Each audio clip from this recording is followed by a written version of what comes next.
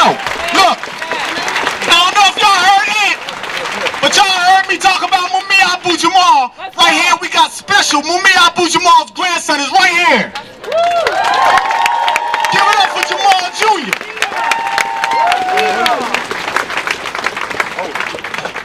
Who's tired? I'm tired. Y'all tired? I'm tired. We tired. I'm tired. George Floyd, Breonna Taylor, Ahmaud Arbery. Those are just three names of hundreds of thousands of millions of people who've been targeted and who's been harassed by racism and police injustice in this country. They are the straws who broke the camel's back. They are the people who brought all of you here today. A lot of you guys wouldn't even be here today if it wasn't for the political and media pressure that these guys brought on your Instagram feed, on your TVs, on your CNNs, on your Fox News, or whatever the fuck everybody's with. That's right. I admit, I see all of you today and I have joy in my heart. I have joy only because the straws who broke the camel's back has brought all of us together. There are more people against police brutality and injustice and political and racial discrimination in this country than there are people that are for it. We all know that there's problems.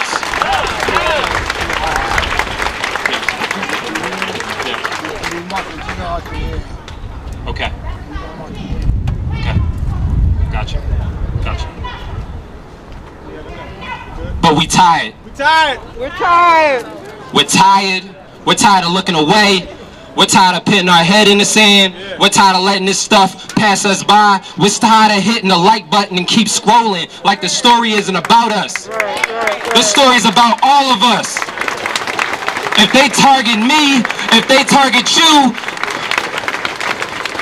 if they target Ahmaud Arbery taking a jog, systematically target this man and take video trying to glorify this murder.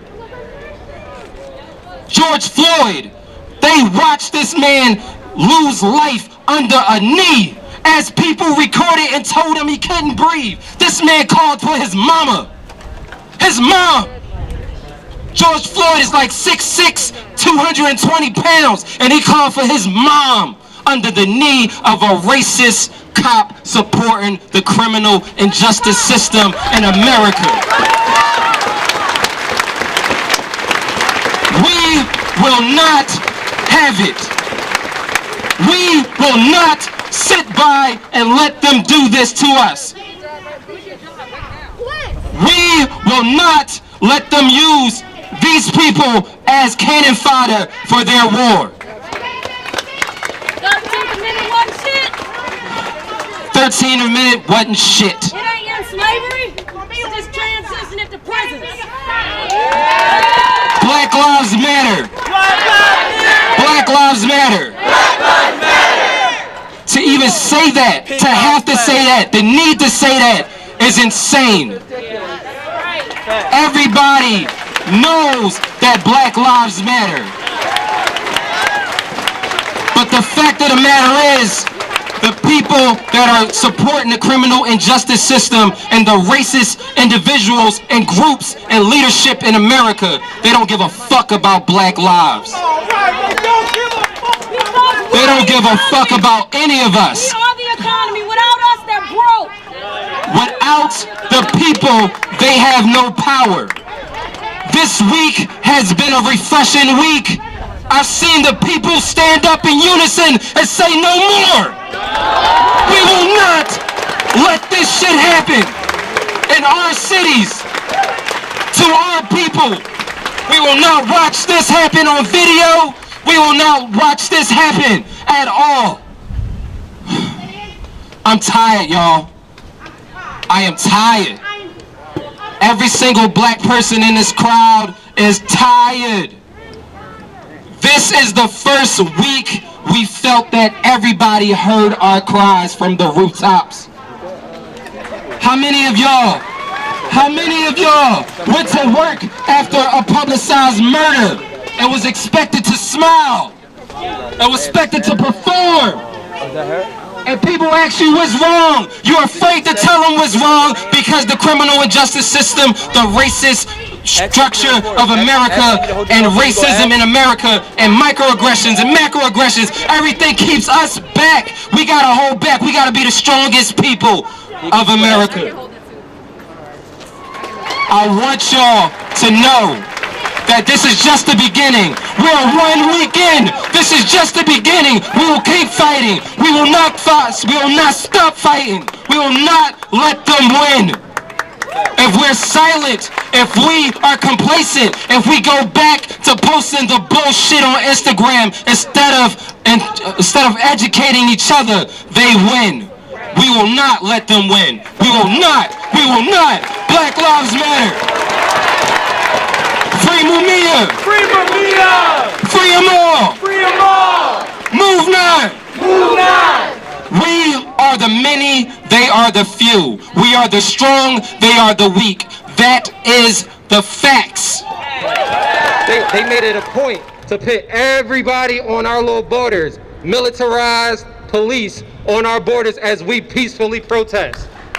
You guys saw us over there at Governor Wolf's office, and the dude like, yo, put that shield on, put that shield on, put that face mask on. For what? For what? For what? They are hurting us. They are killing us. They are prosecuting us and criminalizing us for being human, for not being a part of a system that had no place for us. None. We don't need government. They need us. We're the people. It's billions of us. And it's only like, maybe 1,000 of them. And they think that they hold the strings on our lives.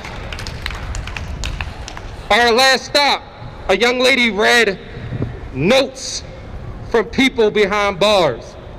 I can guarantee you guys, no matter what the crime was, they got charged criminally. Criminal charges. 10 years, 5 years, 15 years. Charges that other people wouldn't even see if we didn't have the criminal and justice system in place as it is today. Why do we fight the police? It's not about us fighting them. They need to look at this. They need to look in the mirror and see why people are gathered here today. We're not gathering for our house. We got shit to do, right? We got families to feed. We got, things that we would rather do than come here and march against this criminal and justice system that Larry Krasner tries to say I'm on the other side of. You cannot uphold this system. This system doesn't need reform. It doesn't need reformation. It needs to be abolished. It needs to be abolished 100%. You can't reform the descendants of slave catchers. You can't reform that. Did you see those guys? You saw those guys who were at our last stop? Those guys been on the force for 20, 30, 40 years. You can't reform these dudes. These dudes been doing what they've been doing forever, and they're gonna keep doing it unless we're in their face saying this is wrong, unless we are together, and unless we are shouting from the rooftops. This will not continue at all. We can't stop. We can't let a week of protest get in front of change. We're not going back. This is the new normal. It's not going back to normal until we finish the job. Justice. We have to think and remember all of the political prisoners, all the people who stood out and spoke up before it was cool, before it was fashionable, the Black Panthers, who were criminalized and murdered.